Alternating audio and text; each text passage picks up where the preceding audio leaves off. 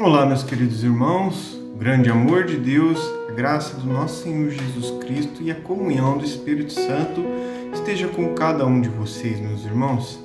Voltando aqui a gravar os vídeos, meditando na escola bíblica, pessoal. Eu estava aí numa reforma aqui em casa e estava bem corrido para mim, trabalhando em casa e trabalhando no trabalho. Não estava dando tempo de eu dedicar direito a meditação da escola bíblica, pessoal. Então eu estou voltando, acabou tudo aqui, estou voltando e gostaria de compartilhar com você a lição de número 5 da escola bíblica, a Santíssima Trindade, que vai falar sobre o Deus Filho.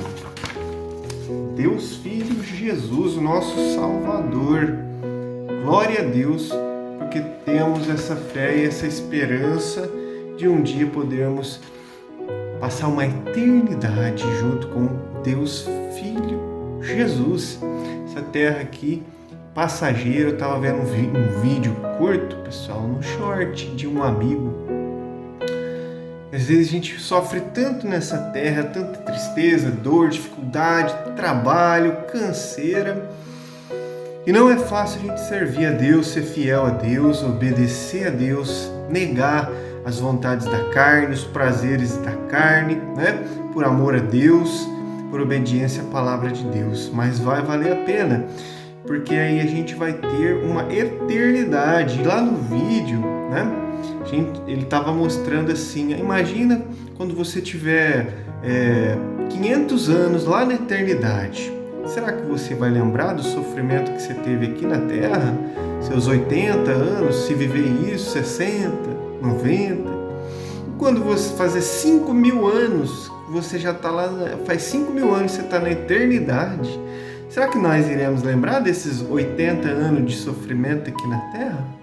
Né? De renúncia, de negar os prazeres da carne? Né? Às vezes as pessoas pensam, falam assim, tem que curtir a vida mesmo, a gente tem uma vida só, né? Vamos praticar tudo quanto é coisa que desagrada a Deus. Mas imagina quando fazer 100.000 anos, você está lá na eternidade, será que você vai lembrar do sofrimento de 80 anos aqui na Terra? Né? Então a eternidade é muito tempo, e nós não podemos jogar no lixo a nossa eternidade e queimar no fogo do inferno por viver praticando pecado, em cima de pecado, e não se importando com os mandamentos de Deus e a vontade de Deus. Por isso estamos aqui, para juntos meditar e nos fortalecer na fé. Vamos fazer uma breve oração e vamos voltar aí com tudo novamente, a gravar esses vídeos e meditar junto na Bíblia, para que a gente ninguém tome a nossa coroa. Que o justo juiz um dia nos dará a coroa da vida eterna. Vamos orar. Feche seus olhos. Senhor Jeová, meu Deus e Pai que estás no céu, nós te louvamos, Senhor, te agradecemos por mais um dia de vida, Pai. Obrigado. Em nome de Jesus Cristo, Pai, perdoa os nossos pecados pelo sangue do Cordeiro de Deus, o poderoso sangue de Jesus, vertido na cruz do Calvário, que nos purifica de todo pecado, nos limpa de toda iniquidade. Nós cremos, Senhor, que Jesus Cristo nos garantiu, Senhor, o perdão dos pecados mediante o seu sacrifício naquela cruz, e cremos na vida eterna mediante a sua ressurreição, né? Jesus ressuscitou. Pai, ore em favor da minha família, que o Senhor guarda eles, liberta eles, salva cada um deles, Senhor, em nome de Jesus. Fala com cada um, se revela a cada um, para que alcancemos todos a salvação. Senhor, agora, Senhor, em nome de Jesus, fica conosco, nos ajuda a entender a Tua palavra, a guardá-la no nosso coração e praticar no nosso dia a dia. Abençoa a Tua igreja, Senhor, os irmãos dessa congregação, líderes, pastores, músicos, irmãs, criancinhas, jovens, adultos, idosos. Ajuda a todos, Pai. Cura os enfermos, Senhor. Anima os desanimados. Traz de volta os que estão desviados. Meu Deus, em nome de Jesus Cristo, fica fica conosco que eu te peço em nome do Pai, do Filho e do Espírito Santo. Amém. Vamos meditar, meus irmãos. Lição número 5 do dia 1 de fevereiro. Estou atrasado. O Deus Filho. Lição do dia 5. Lição 5 do dia 1 de fevereiro de 2026. O Deus Filho. Texto áureo. Este é o meu Filho amado, em quem me comprazo. Escutai-o. Mateus 17. Verdade prática. Jesus Cristo, o Deus Filho, é a revelação plena do Deus Pai, centro da revelação divina e único mediador entre Deus e os homens. Amém. Vamos para a leitura bíblica em classe, que está em Lucas, capítulo 1, versículos 31 ao 35. E eis que em teu ventre conceberás e darás à luz um filho, e pôr-lhe-ás o nome de Jesus. Este será grande e será chamado Filho do Altíssimo. E o Senhor Deus lhe dará o trono de Davi, o seu pai. E disse Maria ao anjo: Como se fará isso, visto que não conheço varão? E respondendo o anjo, disse-lhe: Descerá sobre ti o Espírito Santo, e a virtude do Altíssimo te cobrirá com a sua sombra. Pelo que também o santo que de ti há de nascer será chamado Filho de Deus. Também vamos meditar em Mateus 17, do 1 ao 8. 6 dias depois, tomou Jesus consigo a Pedro e a Tiago e a João, seu irmão, e os conduziu em particular em um alto monte, e transfigurou-se diante deles, e o seu rosto resplandeceu como o sol, e as suas vestes se tornaram brancas como a luz. E eis que lhes apareceram Moisés e Elias falando com ele. E Pedro, tomando a palavra, disse a Jesus: Senhor, bom é estarmos aqui. Se queres, façamos aqui 3 tabernáculos, um para ti, um para Moisés e um para Elias. E estando ele ainda a falar, eis que uma nuvem luminosa os cobriu, e da nuvem saiu uma voz que dizia: Este é o meu Filho amado, em quem me comprazo. Escutai-o. E os discípulos, ouvindo isso, caíram sobre seu rosto e tiveram grande medo. E aproximando-se Jesus, tocou-lhes e disse: Levantai-vos e não tenhais medo. E erguendo eles os olhos, ninguém viram, senão a Jesus. Amém. Vamos para a introdução da lição. Ratificamos que a Trindade nos revela um só Deus em 3 pessoas: Pai, Filho e Espírito Santo. O episódio da Transfiguração, em Mateus 17:1, é um dos momentos mais marcantes da revelação da glória do Deus vivo. Nele, Jesus, a segunda pessoa da Trindade, é exaltado diante de testemunhas oculares, com a aprovação explícita do Pai. Ele não é um personagem entre os outros, mas o Deus encarnado. Esta lição nos conduz a contemplar a divindade, a centralidade e a missão redentora do Deus Filho. Vamos agora para o primeiro grande ponto dessa lição, que é a divindade do Filho. Tópico 1. A concepção virginal de Jesus.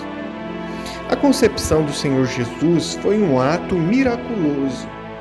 Sobre isso, o anjo Gabriel explicou à Virgem: Descerá sobre ti o Espírito Santo, e a virtude do Altíssimo te cobrirá com a sua sombra. Lucas 1,35. O texto afirma que Jesus seria concebido pela ação do Espírito Santo e pela sombra do poder de Deus. A expressão sombra refere-se à presença divina, como em Êxodo 40:35.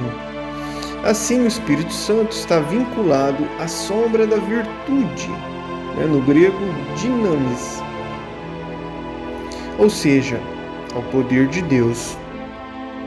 Isso indica que a presença poderosa de Deus repousou sobre Maria, de modo que o menino foi concebido pelo Espírito Santo, seria chamado de Filho de Deus. Lucas 1,35. Dessa maneira, observa-se nesse evento a manifestação da Trindade, Pai, Filho de Deus e o Espírito Santo. Vamos agora para o tópico 2, a deidade absoluta do Filho. O Senhor Jesus Cristo é, desde a eternidade, o único Filho de Deus e possui a mesma essência e substância, do grego homoousios, a mesma substância do Pai, como diz João 10:30 e também João 14:9. Antes de nascer em Belém, o Filho já existia eternamente com o Pai.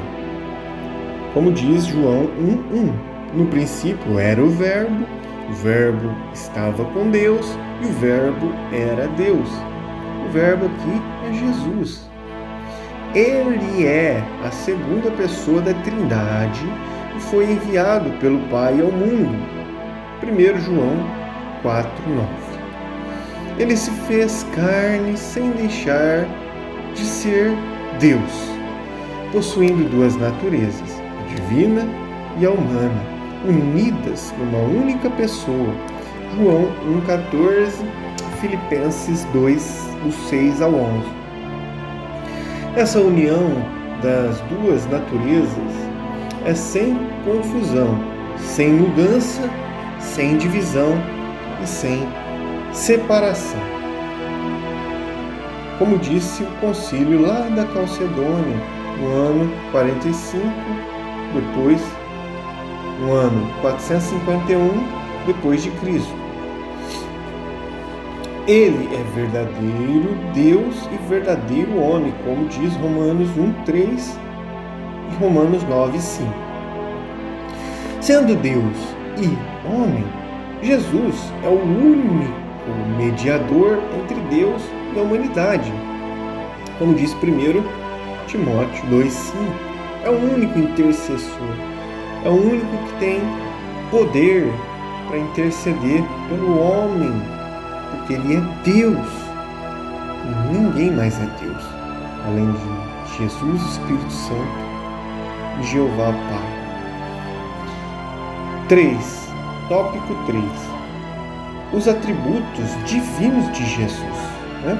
Quais são os atributos divinos de Jesus? Como segunda pessoa da Trindade, Jesus possui todos os atributos essenciais da divindade.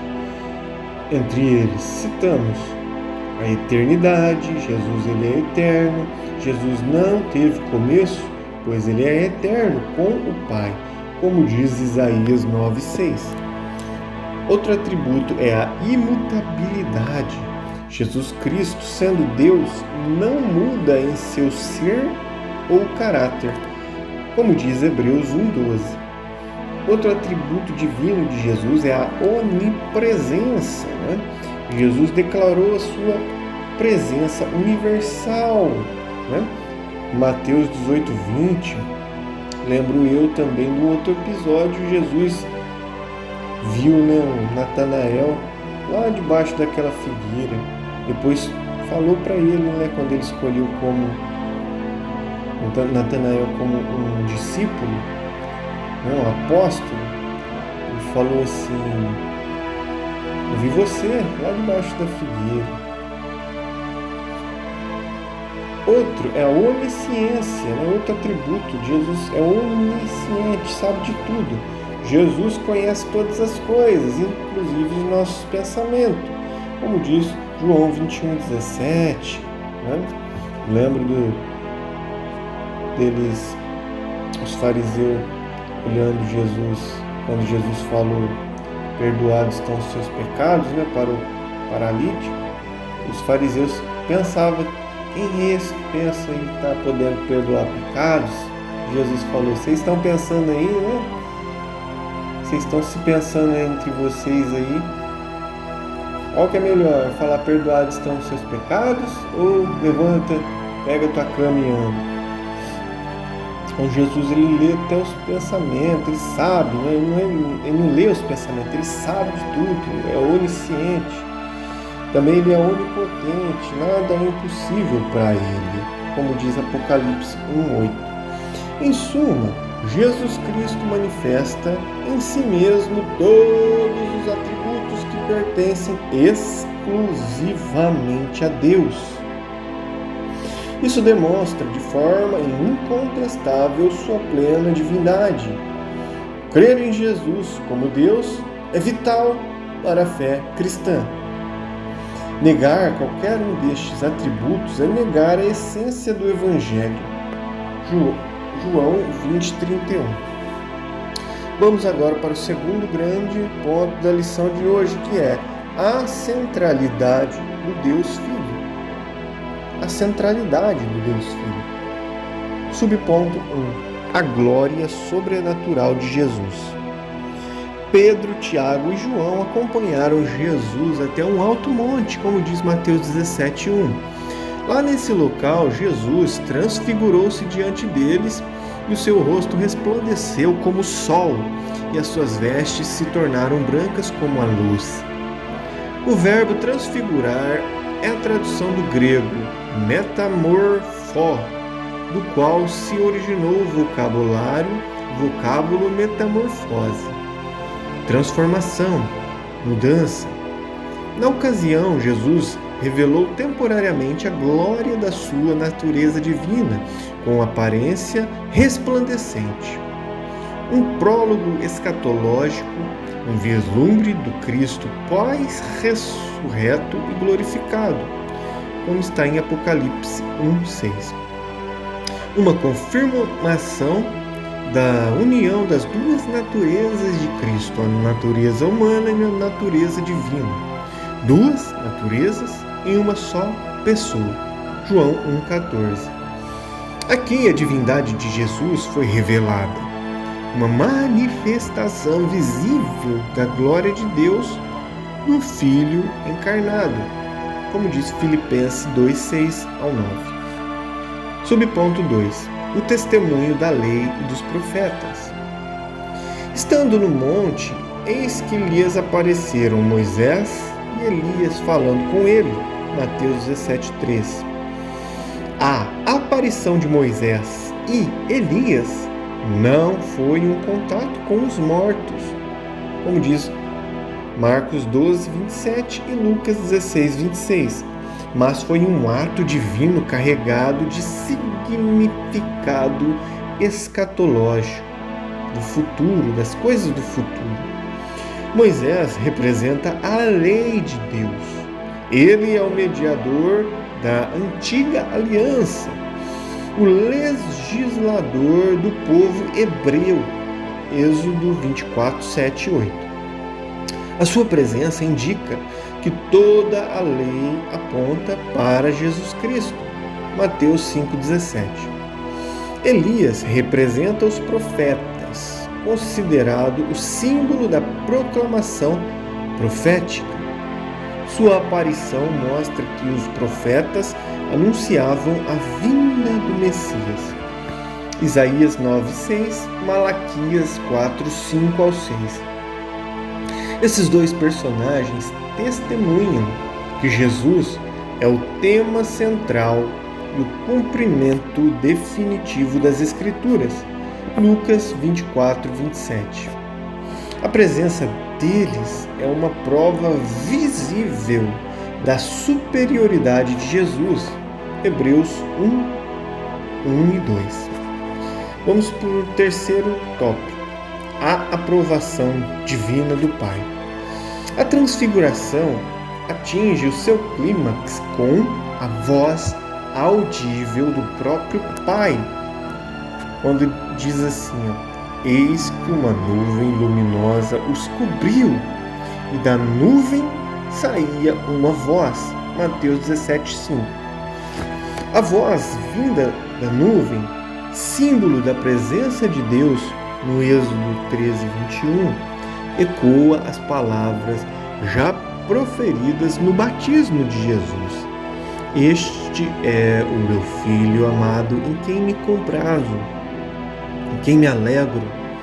Mateus 3:17, Mateus 17:5. Essa repetição é significativa. O Pai confirma que Jesus é o seu Filho eterno, não apenas em missão redentora, mas em natureza divina. A expressão "em quem me comprazo", do grego eudoquessa, revela que o Filho é aquele em quem o Pai se deleita. Isaías 42:1.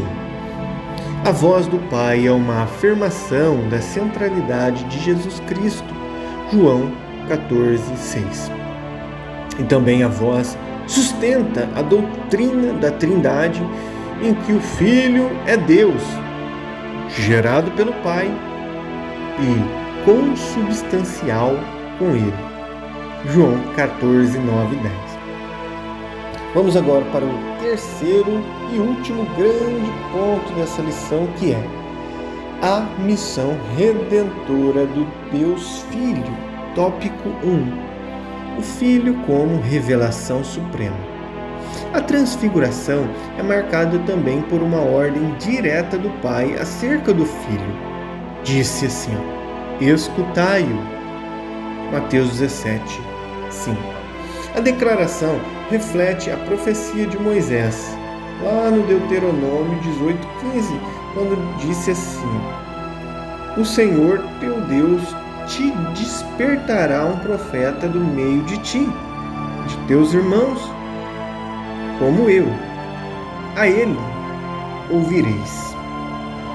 A Escritura deixa claro que esse profeta prometido é o próprio Jesus Cristo. João 6,14 e Atos 3:20 ao 23.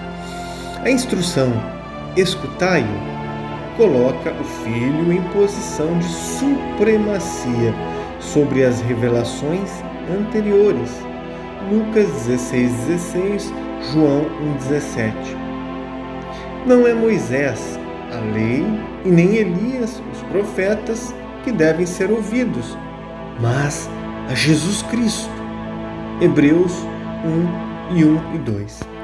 Esse evento sinaliza a transição entre a antiga e a nova aliança, centrada na pessoa do Filho, como diz Colossenses 2:17, Hebreus 10:1. Logo, negar a Jesus Cristo, ou ignorá-lo, ou relativizar sua voz, é rejeitar a autoridade de Deus. 1 João 5:12. Segundo tópico: a exclusividade de Cristo na redenção. Após a visão do Cristo transfigurado, a Bíblia declara em Mateus 17 assim: erguendo ele os olhos, ninguém viram, senão a Jesus. Essa afirmação encerra uma verdade fundamental. Jesus Cristo é absolutamente único e exclusivo na obra da redenção, da salvação do pecador. A presença de Moisés e Elias cessou. Restou apenas Jesus Cristo. Ele é o cumprimento da lei e dos profetas. Mateus 5:17. Toda a Escritura aponta para Ele, para Jesus. Lucas 24, 27. Jesus Cristo não é meramente um profeta, Ele é o Deus revelado. João 14, 9. O resplendor da glória divina. Jesus, Ele é o resplendor da glória divina. Hebreus 1, 3. Ele é o único mediador entre Deus e os homens. Atos 4:12 e 1 Timóteo 2:5. Seu sacrifício é plenamente suficiente para reconciliar o pecador com Deus. Colossenses 1:20, 22.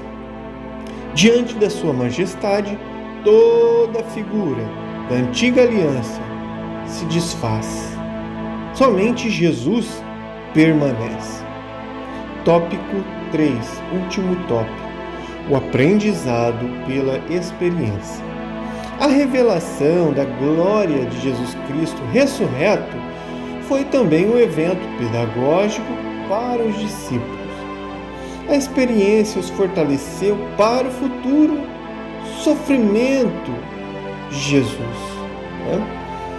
Mais tarde, Pedro reconheceu o episódio como evidência incontestável da majestade de Jesus, quando ele disse assim, lá em 2 Pedro 1:16, 17: mas nós mesmos vimos a sua majestade, quando da magnífica glória lhe foi dirigida a seguinte voz: este é o meu Filho amado, em quem me tenho comprazido.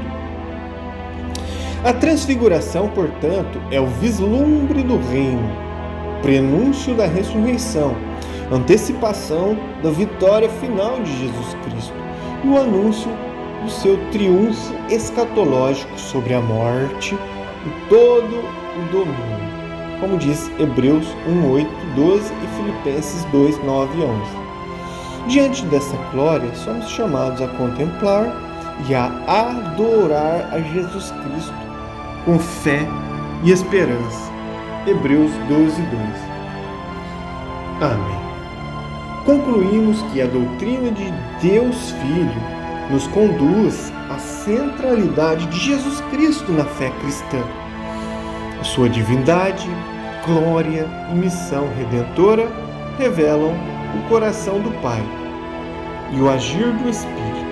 Ele é o Verbo eterno feito carne, o único que pode reconciliar o homem com Deus. Por isso devemos reconhecê-lo como nosso Senhor absoluto, prostarmos em adoração a Ele, ouvi-lo e segui-lo em obediência, reverência e gratidão. Amém. Muito bem, finalizamos mais uma leitura, agradecidos a Deus por esta rica oportunidade. Deus abençoe você, toda a sua família, fica com Deus e até o próximo vídeo.